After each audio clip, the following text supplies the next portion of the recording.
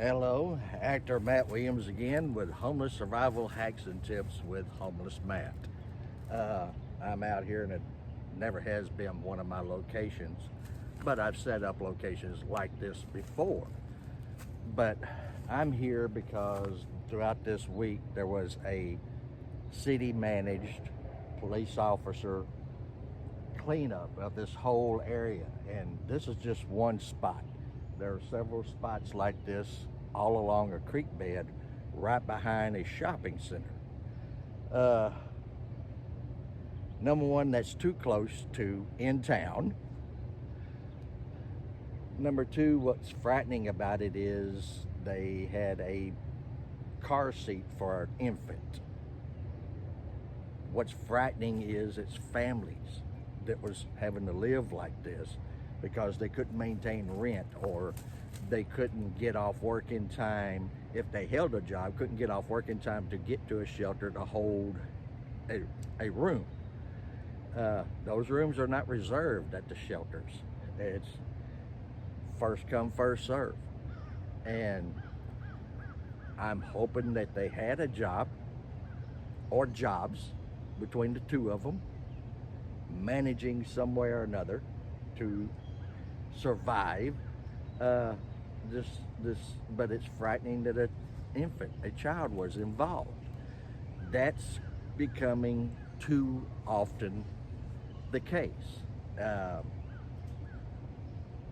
don't know what the answer is. Well, we all know what the answer is: more affordable housing and more rooms and shelters. Yes, that is. How to get that? I don't know what year or what decade that you're back in watching this, but we had a president that was saying, build it in America, build it better. That offered more jobs to Americans, better paying jobs to Americans. Now, the outcome of that type of thinking, and the reason America got out of that type of thinking, is that the cost of the product costs more and can't compete against overseas. And so actually American corporations started farming out for the products overseas, shutting down manufacturing plants in America, cutting out all the jobs. It's a two-edged sword.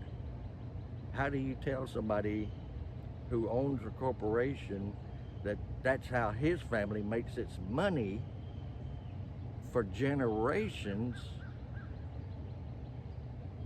but forget the little guys who are employed?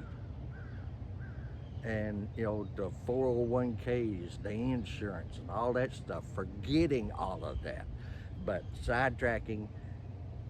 Here's another case of a cleanup. There were mattresses, there were belongings, there were bags of clothes. People lost their possessions, but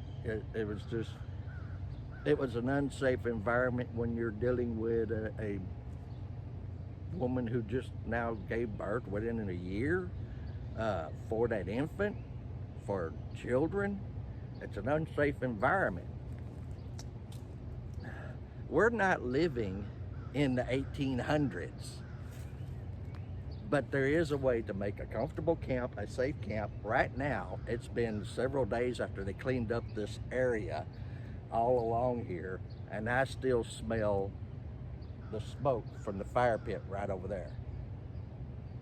It's not smoking, it's been put out, but it lingers in this area, and it was a dead giveaway. Coming here and finding this spot and several others down a creek bed that I mentioned before, never used the same trail. They were well-worn trails right to here. It was a dead giveaway. These people were not causing problems, but it became a health risk for the women and the children.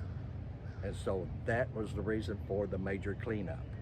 Now, a lot of cities do the cleanups, and they do give you posting and warning and plenty of time and offering you more opportunities to more shelters and what have you. Like I say, we all know the answers, more affordable housing and more beds available at the shelters. How to do that without the cost to the rest of America? A lot of those things are offered through grants and donations from us. Just bear in mind, not all the people that are in, and I stress this often, not all the people that are in a homeless situation are in it because of drugs or mental incapability of dealing with society. Not all of them are. That's a small portion. A large portion is like this, that was a family situation that could not afford a house, could not afford rent, could not make it in time to the shelters after they, when they did hold a job, make it in time to get to the shelter to secure a bed. And sometimes that even means that the man would have to go to one shelter, and all the way across town the wife and the child had another shelter. And that separation anxiety, that's another problem. And so it was sad to see that happen, but sometimes I was talking with the officer, so sometimes you have to make the hard love and wipe out their camp to force them to find the other alternatives, the more safe alternatives. And know this, I love you. Somebody else out there love you. The officer that cleaned up this camp, that was in charge of cleaning up this camp, he loved those people too. And God loves you.